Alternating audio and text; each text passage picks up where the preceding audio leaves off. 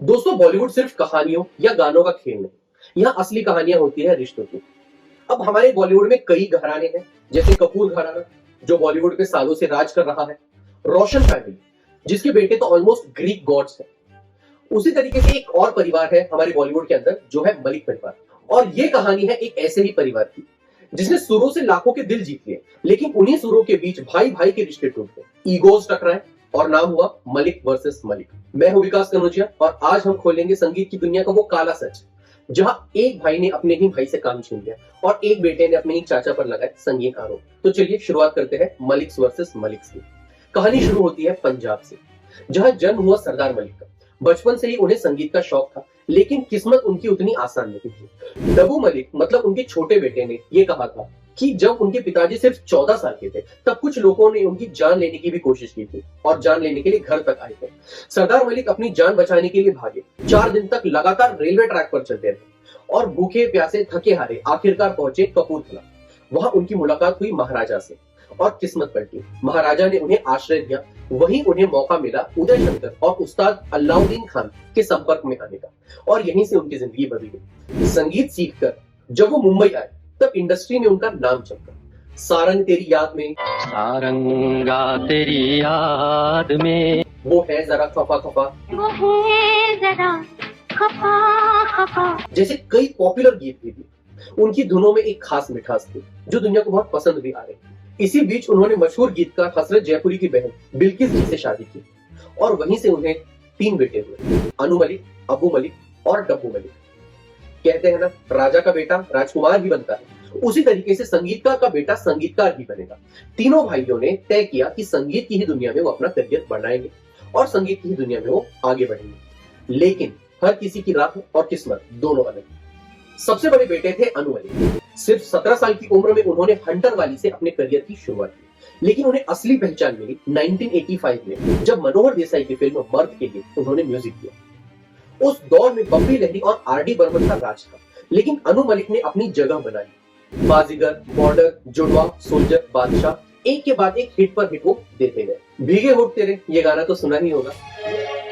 भीगे होठ तेरे, ये गाने का म्यूजिक भी अनु मलिक ने ही दिया था और कई बार तो उन्होंने गाने गाए। जूली जूली जोनी का दिल तुझ पे आया जूली, ये गाना तो सुना ही होगा।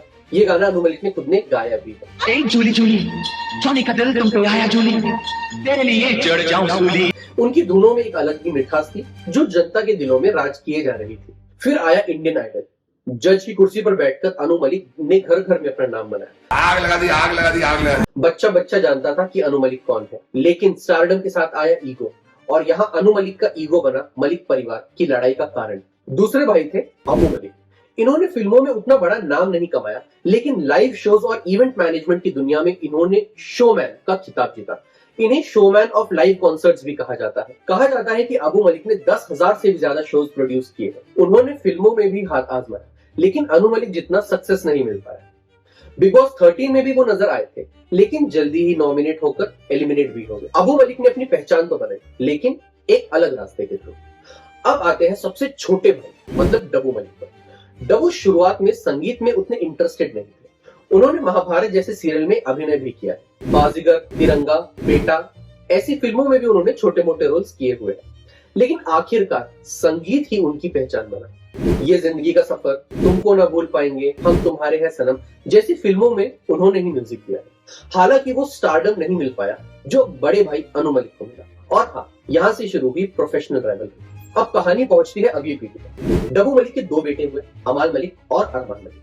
अरमान मलिक एक शानदार प्लेबैक सिंगर बने। एम एस धोनी, कबीर सिंह, तारे जमीन पर, ऐसी न जाने कितनी मूवीज में अरमान मलिक ने अपनी आवाज दी है। और अमाल मलिक उतने पॉपुलर नहीं हो पाए एज सिंगर, लेकिन वो कंपोजर और उनके म्यूजिक से ज्यादा पॉपुलर है उनके कंट्रोवर्शियल स्टेटमेंट्स। मेरे को सिर्फ डब्बू मलिक के लिए म्यूजिक करना था, नहीं तो मैं तो क्रिकेटर बनना चाहता था। मम्मी बनाना चाहती थी कुछ एडुकेटेड गुड बॉय और पापा चाहते थे म्यूजिक करो। तो काफी चीज है, यानी होता है ना यार, आपको भी स्पोर्ट्समैन बनना, आपके भी वो ड्रीम्स आपने मारे। अमाल मलिक ने कई इंटरव्यूज में कहा है कि उनके चाचा अनु मलिक ने उनके पिता डब्बू का करियर बर्बाद किया। आई थिंक डैड के साथ Annu uncle I would say was very overly competitive and difficult. क्या अनु मलिक ने कभी डब्बू मलिक को प्रोफेशनली दबाने की कोशिश की? हमेशा।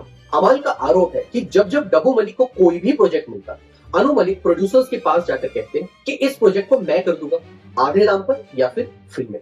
There'd be films announced with dad's name and he would go to the producer and say कि मैं कर लेता हूँ कम प्राइस में या फ्री में।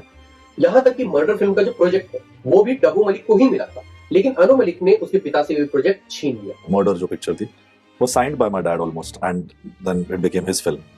अमाल मलिक ने कहा है कि उन्होंने अपने पापा को डिप्रेशन में जाते हुए देखा।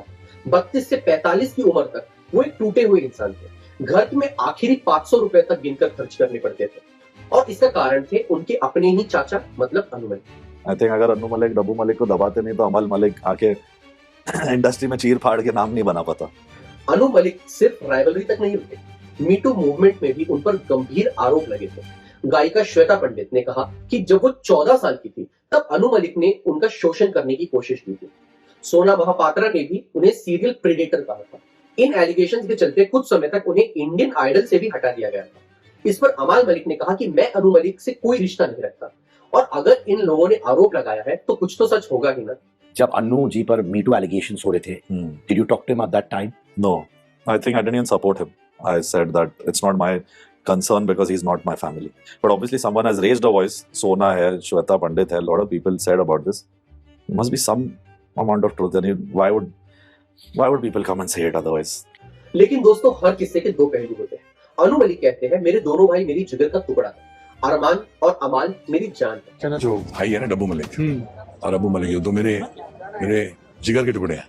मेरे भाई नहीं है, मेरे जिगर के टुकड़े हैं। और जहाँ तक उनके बच्चों का सवाल है वो हमारी जान है। यहाँ तक कि कभी कभी जब अनु और डब्बू साथ बैठते हैं तो दोनों झगड़े भूलकर घंटों जैमिंग करने लगते हैं। I think when they meet, you can't separate them. They are funny, crazy, like mad brothers.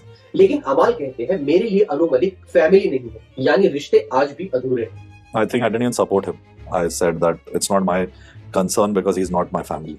अमाल ने ये भी रिवील किया कि जब उन्होंने अनु मलिक का गाना नींद चुराई मेरी का रीमेक किया गोलमाल मूवी के लिए, तब उन्होंने अनु मलिक की कोई भी परमिशन नहीं ली क्योंकि ये गाना अनु मलिक ने खुद ने चुराया हुआ है। हाँ, वो एक ही गाना था जिसके लिए मैंने परमिशन नहीं मांगा क्योंकि वो गाना उन्होंने खुद चोरी किया था।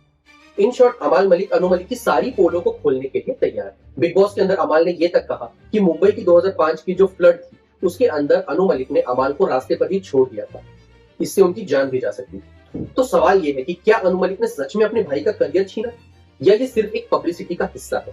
सच चाहे जो भी हो, एक बात साफ है, कंपटीशन अगर फेयर हो तो इंसान को आगे बढ़ाता है, लेकिन अगर अनफेयर हो तो अपनों को ही गिराता है। शायद इसी रीजन से डब्बू मलिक के बेटे अमाल और अरमान ने तय किया कि वो आपस में कभी राइवलरी नहीं करेंगे। दोनों हमेशा एक दूसरे को सपोर्ट ही करते हैं। ये मैं और अरमान कभी नहीं चाहते थे एक दूसरे के लिए, and we have never let the professional world ever come between us, क्योंकि उन्होंने अपने पिता को अपने ही भाई से हारते हुए देखा। लेकिन दोस्तों मेरा अगर पर्सनल ओपिनियन पूछो तो मैं मानता हूं कि अगर तुम में सच में उतना टैलेंट है तो कोई भी कभी तुमसे काम छीन नहीं सकता। एग्जांपल की अगर बात करें तो अलका याग्निक और श्रेया घोषाल ने जब इंडस्ट्री में एंट्री मारी तो बड़े बड़े सूरमा ऑलरेडी प्रेजेंट थे, लेकिन फिर भी दोनों ने अपनी जगह बना ही ली क्योंकि दोनों के टैलेंट में कोई भी कमी नहीं थी, दोनों की आवाज बोलती थी। जबकि दूसरी कई सिंगर्स लता मंगेशकर और आशा भोसले के ऊपर काम छीनने के लिए इल्जाम लगा चुकी है। तो अगर तुम में सच में टैलेंट है तो मैं मानता हूं कि कोई कभी तुमसे काम छीन नहीं सकता, काम खुद तुम तक चलकर आएगा। दोस्तों मलिक परिवार की ये कहानी हमें एक बड़ी सीख देती है। टैलेंट अगर सच में हो तो कोई काम छीन नहीं सकता, लेकिन जब कंपटीशन ज्यादा हो जाए तो अपनों के बीच भी दीवार खड़ी हो जाती है। तो दोस्तों फिल्म इंडस्ट्री का एक कड़वा सच तो है ही, यहाँ रिश्ते ये लोग कितने भी मीठे दिखाते हो लेकिन बैकग्राउंड के अंदर इनमें कुछ न कुछ कड़वाहट चल ही रही होती है। वो तो अमाल मलिक था जिसकी कंट्रोवर्शियल स्टेटमेंट्स की वजह से ये रिश्ता बाहर आ गया, वरना अनु मलिक और डब्बू मलिक का ये टॉक्सिक रिश्ता कभी दुनिया के सामने आता ही नहीं। और फिल्म इंडस्ट्री के करोड़ों कानों सच्चों में से ये एक सच हमारे सामने कभी आता ही नहीं। मैं हूं विकास कनौजिया और आप देख रहे हैं ऑनेस्टली इनसेन। चैनल को सब्सक्राइब कर दो ताकि मैं ऐसी ही इंटरेस्टिंग स्टोरीज आप तक लाता रहूं।